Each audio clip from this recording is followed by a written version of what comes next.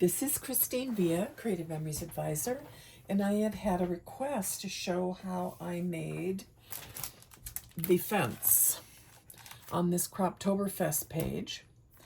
And it just requires a little bit of patience. And we're going to be using the 12-inch trimmer.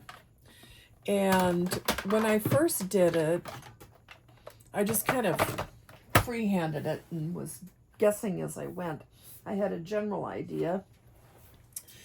But I want to, now this sample that I've pre-cut to show you is a little bit wider than the original one.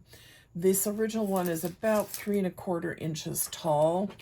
So I've cut a piece of beige cardstock about 3¼ inches. I use craft cardstock that came in the Croptoberfest kit for that, the project recipe. So I use inches, but for people who want it to be a little easier, using centimeters it's just so much easier. 3/8 and 1 centimeter are about the same. And I didn't use any guides when I did mine originally, but to help you, if you make a mark, I did a heavy pencil line so you could see it. But if you make a mark at the 1 centimeter or 3/8 if you prefer, it's just so much easier doing centimeters. And no, I'm from the US. Okay. And then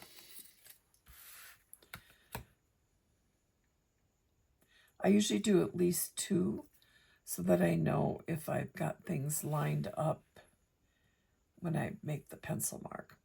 Now, because you're using cardstock, it'll flip over. If you use a printed paper, you can do it on the back side. Just a light pencil line there. Because of I'm just doing a small piece here because I've done this large one to show you the other parts of it. If you're doing a 12-inch one, using the clip method isn't really going to work unless you have those little teeny weeny micro clips.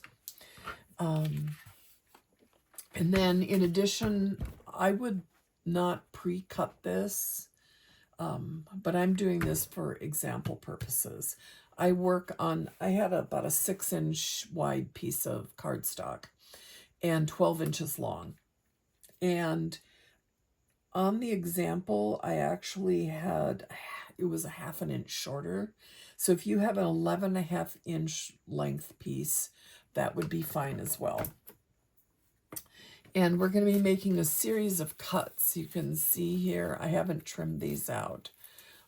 See the fence boards, and then we're going to cut these little 1/8 inch strips out of here, which you can save if you want to. Oh, I can see this one didn't quite fully disconnect here. So I used the actual physical features of the trimmer for this.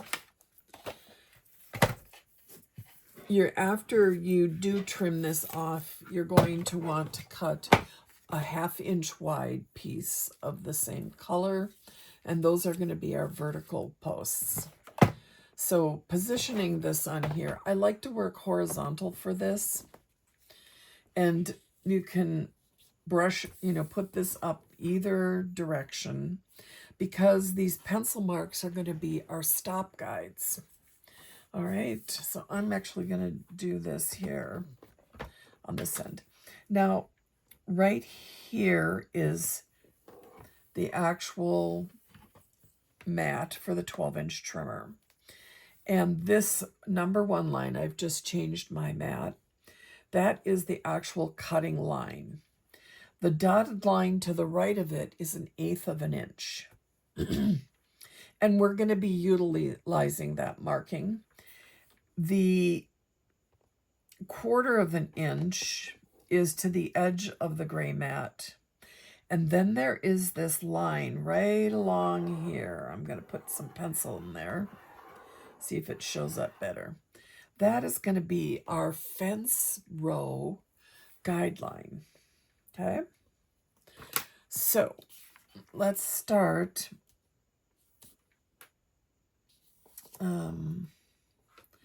putting this flush up. And the bottom cut we want to be 3/8, which happens to be also just about 1 centimeter. So I am going to line that up along this groove. And for the first cut I need to see, I'm going by this white line.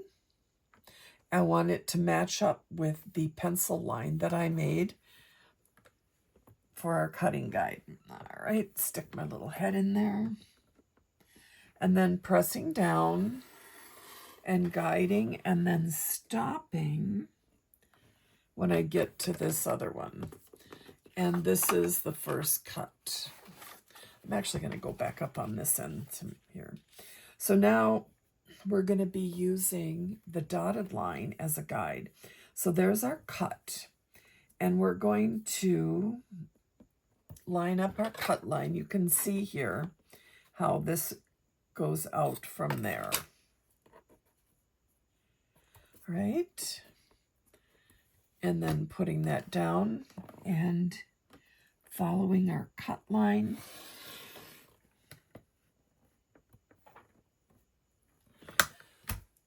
Okay.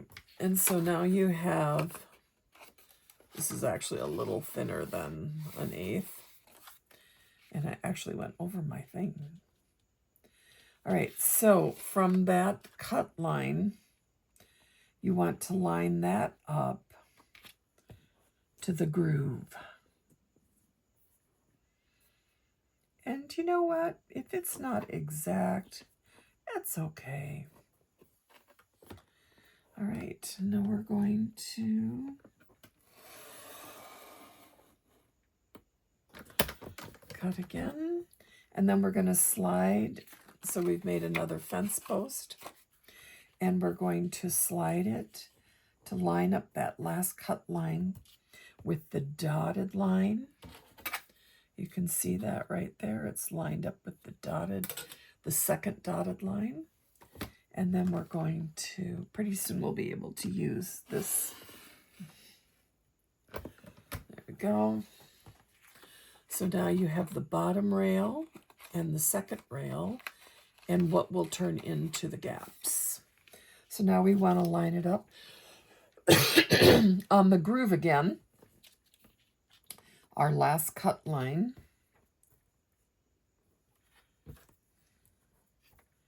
See that right here, we want to come down just a little bit.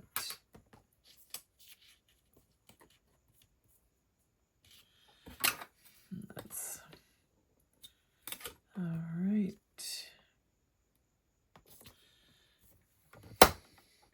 And now I can see my cut line on this side, so I don't have to lean over to do this.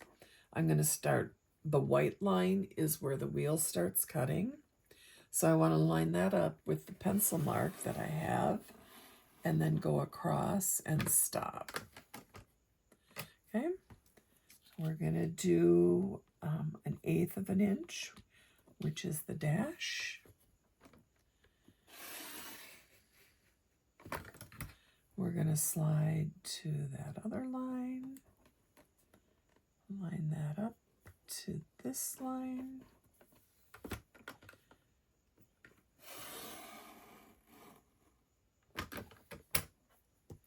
When I first did this, I just kept cutting till I thought it was the size I wanted. And that's why I say don't pre-cut the width. I just am using a scrap to do this part. Okay, so now we are in this line up. And what I did is, because it wasn't really perfect, you can see the pumpkin border I put along the bottom.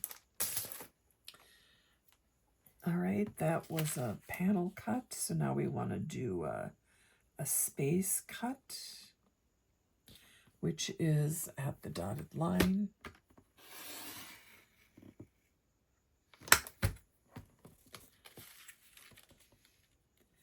And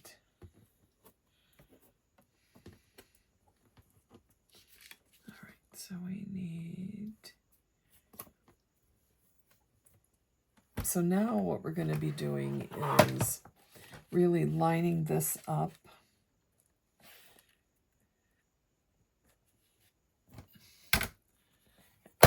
And putting our, to keep it in line, putting some pressure on this side.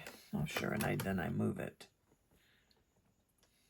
Because we're moving into the area here where there isn't a support to line that up, but it's over on the other side. All right, so we are on 1/8 of an inch cut.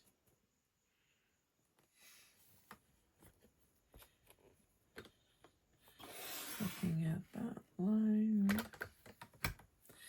And I'm thinking we might be able to get one more in here.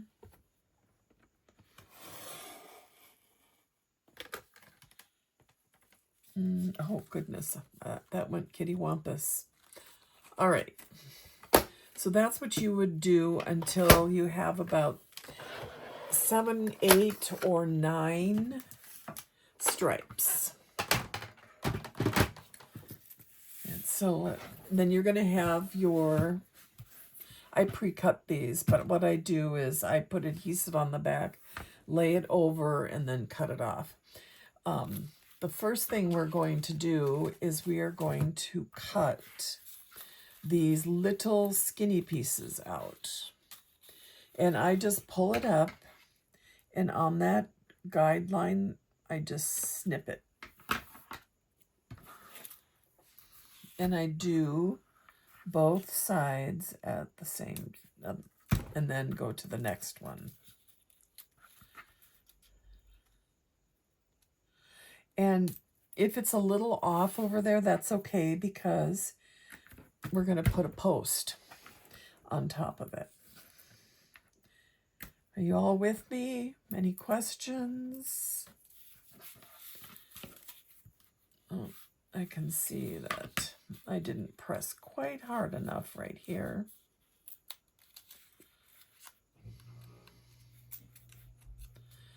Whenever something like this happens, I always tear to the back. I might have to take, there we go.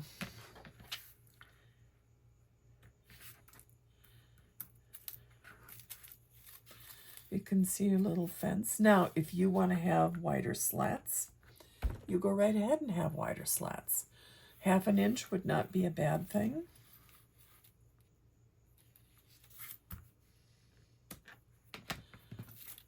I think my first ones were multiple different sizes.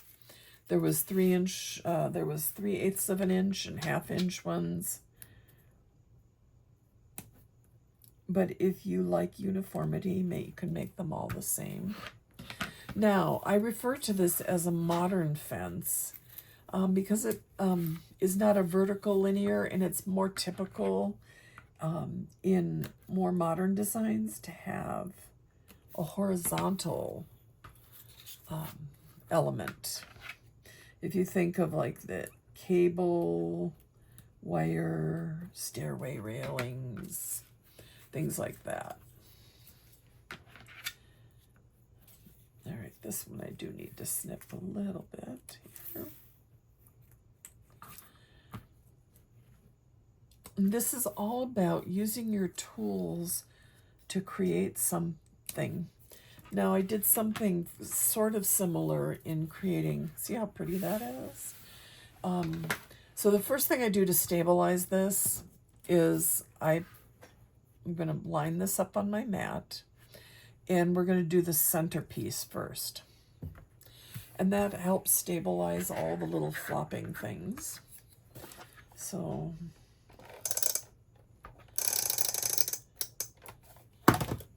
using regular tape runner, using, that is my guide. Then we're going to do each end, turning over the solid cardstock because that's what I do. And you can see now, you put this one flush up against that edge of that. And you can see that none of those pencil marks are visible here.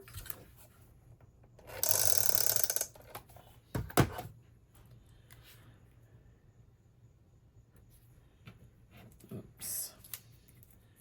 Now this one is slightly, oops, that's because I lined it up wrong. If they come out a little shorter, unless you're going to be exposing the bottom of the fence, just shift it to the top. I think I'm going to shift that just a little bit.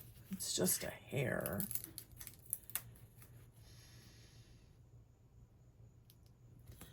Because you're going to cover up the bottom with pumpkins or something else.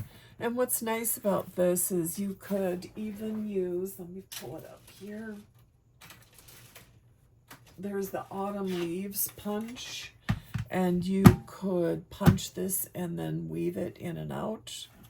There are some border maker cartridges, vines and things that you could put on here. And if you have something that's close to the size of the pumpkins, then you could make it look like the pumpkin vines grew up on the fence. But what I did here is I used the garland border punch, which is one of my most used. And I did this in caramel cardstock. All right. I hope that makes making your own fence easy.